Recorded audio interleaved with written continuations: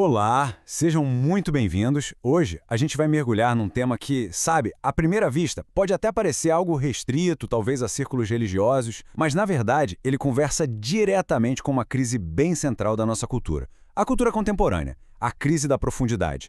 Pensem bem, a gente vive imerso no que alguns chamam de a era da superficialidade, né? Um tempo que é marcado por informação fragmentada, pela velocidade absurda da comunicação digital e, claro, por uma capacidade de atenção que parece diminuir a cada dia. Nesse cenário todo, o simples ato de se engajar com um texto denso, de verdade, de permitir que esse texto nos questione, nos interpele e, quem sabe, até nos transforme, isso se torna um ato quase revolucionário. E é exatamente sobre uma dessas práticas que a gente vai se debruçar hoje, o uso devocional da Bíblia. Mas calma, nosso objetivo aqui é ir muito além daquela ideia popular que reduz isso a um consumo rápido de versículos soltos para um conforto imediato. Usando como nosso guia a análise brilhante do teólogo Walter Kaiser Jr., a gente vai explorar o que ele descreveu de um jeito tão poético como o hábito perdido do coração, da mente e da alma. Então, o que temos pela frente não é só uma análise sobre técnica de leitura, não. É uma investigação sobre a possibilidade de um encontro genuíno, transformador, com um texto que, sejamos honestos, é uma das colunas mestras da nossa civilização ocidental, moldando arte, filosofia, direito e a nossa própria ideia do que é ser humano. Bom, e para que a nossa exploração seja bem clara, bem organizada, eu estruturei nosso percurso em 6 sessões, tá? E elas estão todas interligadas. A gente começa com um diagnóstico, perguntando se a leitura devocional profunda é de fato uma arte perdida hoje em dia.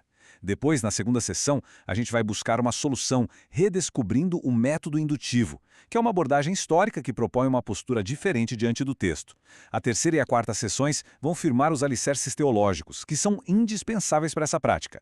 Primeiro, a gente investiga a clareza das Escrituras, um debate que foi central lá na Reforma Protestante.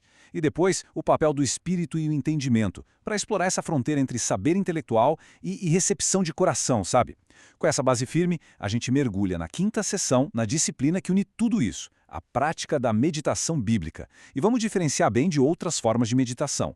E por fim, a gente termina de um jeito bem prático, oferecendo ferramentas para a jornada, um kit de recursos para quem quiser começar ou aprofundar essa disciplina. Então vamos lá, vamos para o nosso ponto de partida. Então, entramos agora na nossa primeira sessão. E a pergunta que dá título a ela, uma arte perdida, é de propósito, ela é provocativa. Ela nos convida a pensar sobre essa dissonância, esse choque entre o que a leitura profunda exige e o espírito do nosso tempo. A cultura da gratificação instantânea, dos algoritmos que só nos mostram que a gente já conhece e gosta, da comunicação em pouquíssimos caracteres, tudo isso acaba atrofiando o músculo da paciência, da reflexão, que são cruciais para a gente se engajar com textos mais complexos. E o Walter Kaiser Jr. argumenta que esse fenômeno é muito, mas muito visível no jeito como a Bíblia é tratada hoje, até mesmo por quem a tem em autoestima. Existe uma tendência de tratar o texto mais como um oráculo de frases de efeito do que como o que ele realmente é, uma biblioteca de narrativas, de poesias, de argumentos complexos que precisam ser desvendados. Essa citação do Kaiser é, para mim, a síntese perfeita desse diagnóstico. A escolha das palavras aqui é de uma precisão cirúrgica. Veja bem, ele não lamenta a perda de uma mera técnica de estudo, de um hábito só intelectual. Não, a perda é integral, é holística. É um hábito do coração, que é o centro das nossas vontades, dos nossos afetos, da mente, o centro do nosso raciocínio, e da alma, a totalidade do nosso ser. O que se perdeu, segundo Kaiser, não foi só o como fazer, mas o como ser diante do texto. Entendem a diferença? Perdeu-se uma postura de vida, uma disciplina que busca integrar a verdade lida em todas as áreas da nossa existência. A vida moderna, com suas notificações que não param, a multitarefa como regra e a glorificação de estar sempre ocupado, esse ambiente não é neutro. Ele trabalha ativamente contra o silêncio, contra o foco, contra a imersão que esse hábito exige. Então, redescobrir isso não é só uma questão de gerenciar melhor o tempo, é literalmente remar contra a maré da nossa cultura. A crítica do Kaiser nos mostra um contraste muito claro, fundamental. De um lado, a gente tem essa abordagem superficial que, infelizmente, virou padrão em muitos guias devocionais, aplicativos populares, essas coisas. Eles funcionam na lógica do versículo do dia, sabe? Pegam uma frase isolada, quase sempre tirada do seu contexto literário, histórico, e aí colocam uma aplicação moral bem rapidinha. O resultado? Um consumo rápido, uma espécie de fast food espiritual, pode até dar um conforto ali na hora, mas raramente nutre uma reflexão que dura, que desafia o que a gente pensa. Do outro lado, a imersão profunda. Esse é um processo bem mais exigente, mas também muito mais recompensador. Exige que a gente esteja disposto a analisar o contexto. Quem escreveu isso? Para quem? Em que situação? Dentro de qual gênero literário? E o objetivo final aqui não é só adquirir informação, mas a transformação pessoal. O grande perigo da superficialidade, e esse ponto é crucial, é que ela nos permite praticar o que a gente chama de exegese, que é basicamente projetar as nossas próprias ideias, nossos desejos no texto, ao invés da exegese, que é o esforço honesto de extrair o significado que o autor original queria passar. Em resumo, a leitura superficial nos deixa usar o texto como um espelho para confirmar o que a gente já pensa. A leitura profunda transforma o texto numa janela para um mundo novo e muitas vezes num bisturi que nos confronta e nos convida a mudar. Ok. Se o problema que a gente diagnosticou é essa superficialidade toda, qual seria a solução? Bom, nesta segunda sessão, a gente vai se voltar para uma abordagem, um método, que surgiu justamente como resposta a essa crise. E é importante dizer, não se trata de uma invenção totalmente nova, mas, como o subtítulo já entrega, é uma redescoberta de uma sabedoria antiga. A sabedoria da humildade diante do texto, sabe? A disposição de se submeter à autoridade do que está escrito, de permitir que ele fale por si mesmo antes da gente chegar com as nossas perguntas, a nossa agenda. Estamos falando do método indutivo de estudo bíblico. E a história por trás desse método é fascinante, muito reveladora. Lá no comecinho do século XX, um educador americano chamado Wilbert W. White percebeu uma coisa preocupante. Os cristãos leigos, as pessoas comuns, estavam ficando dependentes demais de intermediários. A compreensão que eles tinham da Bíblia era quase que totalmente filtrada por sermões, comentários, livros devocionais. Eles tinham perdido a confiança e a habilidade de extrair o significado do texto por conta própria. O White, então, teve uma ideia pedagógica que era revolucionária para a época: capacitar o leitor comum. A ideia dele, que deu origem ao Biblical Seminary em Nova York, era treinar as pessoas a observar o texto com tanta atenção, com tanto rigor, que a estrutura, os temas, a lógica do autor original ficassem evidentes, sem precisar correr logo de cara para uma fonte secundária.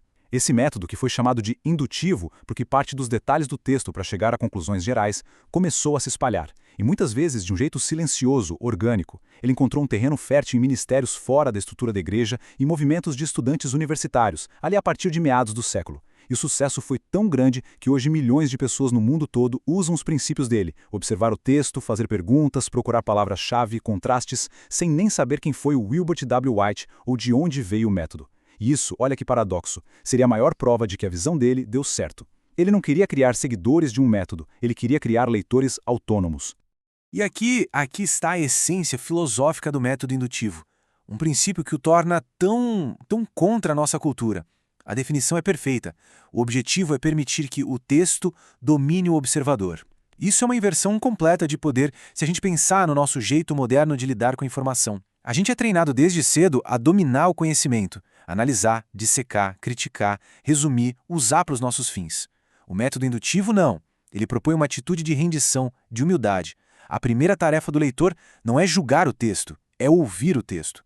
É sentar diante dele com paciência, observando cada detalhe, uma palavra que se repete, uma estrutura paralela, uma mudança no tom, uma imagem poética. É fazer perguntas ao texto antes de exigir respostas dele.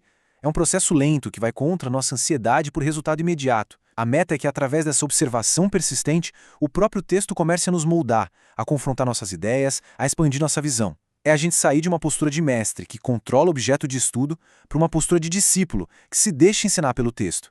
E isso, vejam bem, não exige só uma técnica, exige uma virtude, a paciência. O Kaiser argumenta, e de forma muito convincente, que essa abordagem, mesmo tendo sido sistematizada no século XX, tem raízes bíblicas muito profundas. Ele encontra um modelo perfeito lá na instrução que Deus dá a Josué, o novo líder de Israel, bem no comecinho da sua jornada. Uma análise do versículo 8 do primeiro capítulo do livro de Josué nos mostra um modelo completo de como se engajar com o texto sagrado. A gente pode quebrar isso em 4 pilares. Primeiro, o pilar da regularidade. Não se aparte da tua boca este livro da lei. Isso sugere uma internalização constante, onde a palavra vira parte da nossa fala do dia a dia. E a parte que diz medita nele dia e noite reforça essa consistência. Segundo, o pilar da reflexão. O verbo meditar aqui não é sobre entrar em transe não, é uma ponderação ativa, um ruminar intelectual e espiritual sobre o texto. Terceiro, o pilar da retenção com foco na prática, para que tenhas cuidado de fazer conforme tudo o que nele está escrito. O objetivo do estudo não é acumular conhecimento que não serve para nada, mas transformar a nossa conduta. O texto tem que ficar com a gente, moldando nossas decisões. E por último, o pilar da regulação. A palavra deve se tornar a norma, o padrão que regula o nosso pensamento e a nossa vida. Juntos, esses 4 pilares formam um ciclo virtuoso, completo, que vai da leitura à reflexão, da reflexão à internalização e da internalização à prática. Bom, para que um leitor comum, sem uma formação teológica super especializada, possa se engajar nesse tipo de estudo indutivo com confiança, existe uma premissa que é fundamental. É preciso acreditar que o texto sagrado é, na sua mensagem central, claro e compreensível o suficiente. Sem essa convicção, a autonomia do leitor simplesmente não existe e a gente volta a depender de uma classe de especialistas. Isso nos leva direto para a nossa terceira sessão, que vai mergulhar na base teológica para essa autonomia. Uma ideia que, aliás, não foi aceita pacificamente, não. Pelo contrário, ela esteve no centro de uma das maiores e mais transformadoras batalhas intelectuais da história do Ocidente. Essa pergunta aqui resume o coração de uma das maiores disputas da Reforma Protestante, lá no século XVI. Por mais de 1000 anos, a estrutura da igreja medieval no Ocidente se baseou na ideia de que a interpretação da Bíblia era uma tarefa exclusiva do clero, dos teólogos aprovados pela instituição. A Bíblia era lida em latim, uma língua que a grande maioria da população não entendia, e a sua interpretação era sempre mediada pela tradição e pelo magistério da igreja. A ideia de que um artesão, um camponês, uma comerciante pudesse ler as Escrituras na sua própria língua e entender a mensagem de salvação de forma segura, de forma direta, para a estrutura de poder da época, isso era uma noção radical, anárquica, perigosa. A resposta que seria dada a essa pergunta, um sim ou um não era só uma questão acadêmica. Ela tinha o poder de redefinir a relação entre o indivíduo e Deus, de remodelar a estrutura da igreja e de mudar completamente o curso da história da Europa. Esse debate todo sobre a clareza das Escrituras foi personificado no embate entre 2 gigantes intelectuais daquela era, Desidério Erasmo de Roterdã e Martinho Lutero. Erasmo, que era a maior figura do humanismo cristão, era um erudito que queria reformar a igreja por dentro. Na sua obra Sobre o Livre-Arbítrio, ele argumentou com muita cautela, com moderação. Ele reconhecia que os ensinamentos morais da Bíblia eram claros, sim, mas insistia que muitas questões teológicas mais profundas, como a natureza da Trindade ou a predestinação, eram obscuras demais, misteriosas demais para nossa mente finita. Para o Erasmo, a melhor atitude diante dessas passagens era a reverência silenciosa, deixando a interpretação para os concílios e os especialistas da igreja. Já Lutero, na sua resposta famosa e bem direta à escravidão da vontade, discordou com toda a força. Ele não negava que existiam passagens difíceis, mas ele argumentava que a obscuridade não estava no tema em si, mas na nossa própria ignorância, nossa falta de conhecimento das línguas originais, da gramática, do contexto histórico. Para Lutero, a mensagem central das Escrituras, a nossa condição humana, a graça de Deus e a salvação pela fé em Cristo, não era nada obscura, era clara como o sol. No fundo, o debate era sobre onde estava a autoridade final. Estava na tradição interpretativa da igreja, como defendia Erasmo, ou estava na clareza do próprio texto bíblico, como afirmava Lutero. A posição do Lutero, que foi a vitoriosa dentro do movimento protestante, se consolidou numa doutrina teológica conhecida como a perspicuidade das Escrituras. É uma palavra erudita para dizer clareza. Mas olha, é absolutamente crucial a gente entender direitinho o que essa doutrina afirma e o que ela não afirma. Ela não quer dizer que todo e qualquer versículo da Bíblia seja fácil de entender, que não existam aparentes contradições, ou que o estudo da história e das línguas seja inútil. Pelo contrário, a doutrina da perspicuidade é bem específica.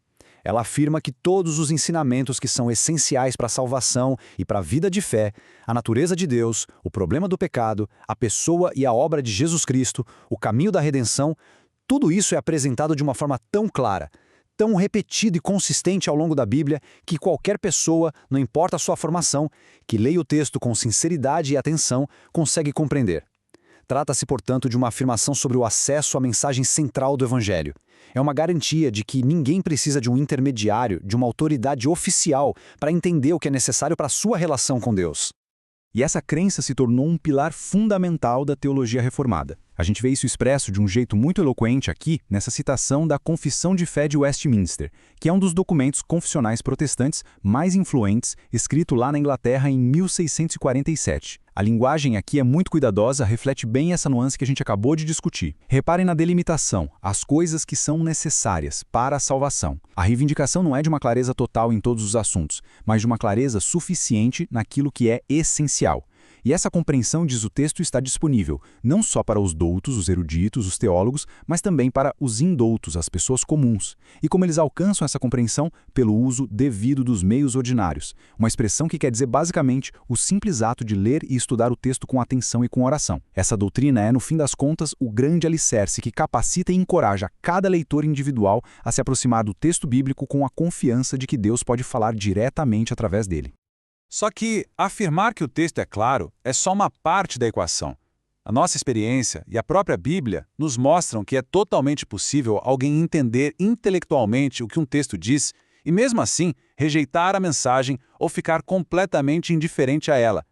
O entendimento cognitivo, o da cabeça, não garante a recepção existencial, a do coração. Isso nos leva à nossa quarta sessão, que é igualmente crucial.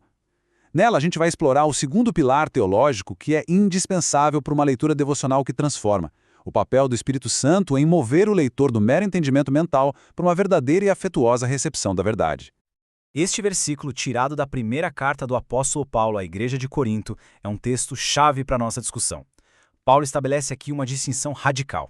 Ele diz que existe um tipo de entendimento que é puramente natural ou humano que qualquer pessoa com capacidade intelectual consegue ter. No entanto, para as coisas que vêm do Espírito de Deus, é necessária uma outra dimensão, um discernimento espiritual. E a afirmação é forte. Para a mente puramente natural, essas verdades parecem loucura. A palavra-chave aqui, que o Kaiser vai explorar através de uma experiência pessoal marcante, é o verbo traduzido como aceita. O que será que significa não aceitar as coisas de Deus? É uma questão de capacidade intelectual ou é uma questão de disposição do coração? A história que o Kaiser conta a seguir é uma ilustração inesquecível e até dramática dessa diferença. O Walter Kaiser conta a história de um seminário de doutorado que ele participou, conduzido por um professor emérito super renomado da Universidade de Yale, um dos maiores centros de excelência acadêmica do mundo.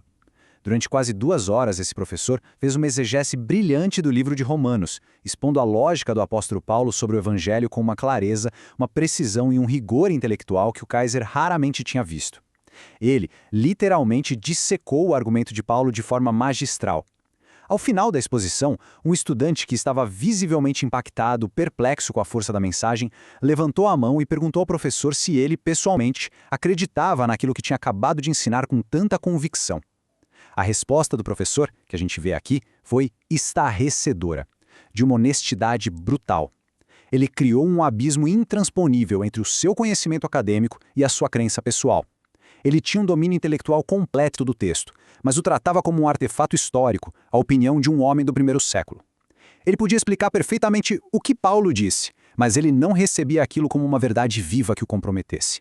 A mente dele entendia, mas o coração dele se mantinha uma distância segura. Essa experiência tão impactante levou Kaiser a uma compreensão muito mais profunda daquele texto de Paulo. A chave está na palavra grega original que Paulo usa, que a gente traduz como aceita, dechetai. E esse detalhe linguístico é simplesmente brilhante para esclarecer a questão. Dechetai não significa só compreender ou concordar intelectualmente, como se a gente estivesse marcando uma caixa num teste. A palavra carrega uma conotação de calor, de hospitalidade. Significa acolher, dar as boas-vindas, receber bem, do mesmo jeito que a gente recebe um convidado de honra em casa, com alegria, de braços abertos. O professor de Yale entendia perfeitamente a mensagem, mas ele não a acolhia no coração. Pelo contrário, ele mantinha uma distância crítica, fria. Na perspectiva da teologia cristã, é exatamente aqui que está a obra do Espírito Santo. O trabalho dele não é anular o intelecto, mas é curar a nossa vontade, os nossos afetos, remover a hostilidade ou a indiferença que são naturais ao coração humano em relação à verdade de Deus, capacitando a pessoa não apenas a entender, mas a acolher e a amar essa verdade, recebendo-a não como o que Paulo disse, mas como a própria palavra de Deus. Bom, depois de estabelecer esses 2 grandes pilares teológicos, de um lado um texto que é objetivamente claro na sua mensagem central, e do outro a necessidade subjetiva da iluminação do Espírito para que a gente possa acolhê-lo, surge uma pergunta bem prática. Onde e como essas 2 realidades se encontram na vida do leitor?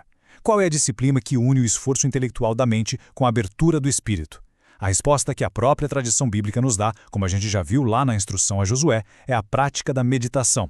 E é isso que a nossa quinta sessão vai se dedicar, explorar o que exatamente isso significa. Porque a palavra meditação na nossa cultura tem muitos significados e pode levar a grandes mal-entendidos. Aqui é fundamental a gente evitar uma confusão muito comum, especialmente no contexto brasileiro, onde a gente tem uma grande influência de práticas contemplativas bem diversas.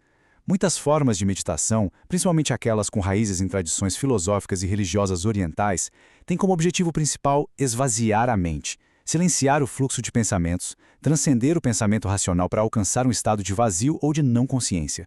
O foco muitas vezes é interior, é no eu, buscando uma dissolução do ego ou uma fusão com uma realidade divina e pessoal.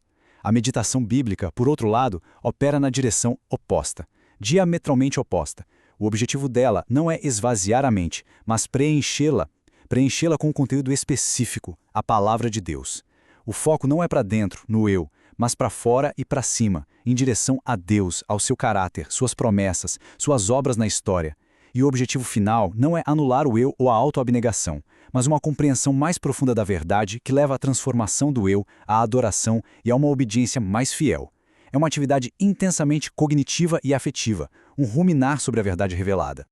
O Salmo 77 nos oferece um estudo de caso perfeito, um exemplo prático de como a meditação bíblica funciona na vida real. O Salmo é de autoria de Asaf, um levita, músico do templo, e ele começa num tom de profunda angústia existencial. Nos primeiros 9 versículos, ele descreve sua insônia, sua alma que recusa consolo e uma série de perguntas desesperadas que ele faz a Deus. Será que o Senhor se esqueceu de ter misericórdia? Será que na sua ira ele fechou as suas compaixões? Ele está totalmente mergulhado nos seus problemas, na sua dor. E então, no versículo 10, acontece uma virada dramática. É uma decisão consciente, um ato da vontade. Ele diz: "Então eu disse, isto é a minha aflição, mas recordarei os anos da destra do Altíssimo." Ele decide deliberadamente mudar o foco da sua mente. Ele para de meditar na sua dor e começa a meditar nas obras de Deus. Os versículos 11 e 12 deixam essa ação bem explícita. "Recordarei os feitos do Senhor, sim, me lembrarei das tuas maravilhas da antiguidade. Meditarei também em todas as tuas obras e ponderarei sobre os teus feitos poderosos." E qual o resultado dessa meditação focada? Uma transformação completa da sua perspectiva. O Salmo termina, lá nos versículos 13 a 20, como explosão de louvor e de confiança renovada, relembrando o êxodo e o poder de Deus para salvar o seu povo. Veja bem, a meditação não negou a realidade dos problemas dele, mas os recontextualizou à luz do caráter e do poder soberano de Deus, restaurando sua fé e sua esperança. E assim a gente chega à nossa sessão final, a mais prática de todas. Depois de diagnosticar o problema da superficialidade, de redescobrir a solução do método indutivo, de estabelecer os fundamentos teológicos da clareza do texto e da necessidade do espírito, e de explorar a prática central da meditação, agora é hora de traduzir toda essa teoria em ações concretas. Como é que a gente pode, no nosso dia a dia tão corrido, começar a cultivar essa arte perdida? Essa sessão quer oferecer um kit de ferramentas, prático e acessível, baseado nos conselhos do Walter Kaiser e de outros, para equipar qualquer pessoa que esteja interessada nessa jornada. O primeiro conselho, e talvez o mais libertador, é: não se torne escravo de um único método. A leitura devocional pode ser feita através de diferentes lentes, e a variedade pode manter a prática viva, estimulante. É possível, por exemplo, usar o método biográfico. Dedicar um tempo para estudar a fundo a vida de uma personagem como Davi, Esther, o apóstolo Paulo, observando suas lutas, suas falhas, a ação de Deus na vida deles. Outra abordagem é o método temático, que é rastrear um grande tema como justiça, misericórdia, aliança, reino de Deus, através de diferentes livros e testamentos. Isso dá uma visão panorâmica da unidade da Bíblia. A gente também pode usar o método doutrinário, focando numa doutrina específica, como a natureza de Cristo ou a obra do Espírito Santo. O importante, como a mensagem-chave aqui diz, é a flexibilidade. A ferramenta tem que servir ao objetivo maior, que é o engajamento mais profundo com o texto e não virar uma regra rígida que acaba com a alegria da descoberta. Experimentar métodos diferentes em épocas diferentes pode trazer um frescor renovado para a leitura. Com base nisso, a gente pode resumir um kit de ferramentas inicial em 4 passos bem práticos. Primeiro, como a gente acabou de ver, varie sua abordagem para manter o frescor. Segundo, registre suas observações em um caderno. Essa prática simples, pode ser num caderno físico ou digital, é imensamente poderosa. O ato de escrever força a mente a desacelerar, a organizar os pensamentos e a articular as percepções de um jeito mais claro. Anotar perguntas, dúvidas, conexões com outras passagens, insights pessoais, isso transforma a leitura de um ato passivo num diálogo ativo com o texto. Terceiro, e este é um princípio vital, ouça o texto primeiro. Resista à tentação, que é tão comum na nossa cultura pragmática, de pular direto para a pergunta o que isso significa para mim. Antes da aplicação, vem a interpretação. Lute para entender o que o texto significava para os seus destinatários originais. Uma aplicação sólida e fiel sempre nasce de uma interpretação cuidadosa e honesta. E por último, memorize versos-chave. A memorização, que para alguns parece uma prática antiquada, é uma das ferramentas mais eficazes para a meditação. Memorizar 1 ou 2 versículos de uma passagem permite que a gente leve o texto conosco ao longo do dia, meditando sobre ele em momentos ociosos, no trânsito, na fila do banco, durante uma caminhada. Isso estende a leitura devocional para além de um momento fixo no dia, transformando-a num processo contínuo de reflexão. E assim, a gente encerra a nossa análise aprofundada. A jornada que a gente percorreu, desde o diagnóstico da superficialidade moderna até as ferramentas práticas da leitura profunda, nos deixa com esta questão final. E ela não é retórica, ela é existencial. Numa era que idolatra a velocidade, a eficiência, o controle da informação, a prática do uso devocional da Bíblia, do jeito que a gente descreveu, é um profundo ato contracultural. É o ato deliberado de desacelerar. É o ato humilde de ceder o controle. É o ato sábio de permitir que um texto antigo, denso e às vezes até desconfortável fale mais alto que o ruído ensurdecedor que está à nossa volta. O valor final dessa prática, como Kaiser nos lembra, não está só na informação que a gente adquire ou na erudição que a gente acumula. Ele reside na sabedoria que é cultivada, na perspectiva que é alargada e, em última instância, na possibilidade de uma genuína transformação do coração, da mente e da alma. Eu agradeço imensamente a atenção de todos,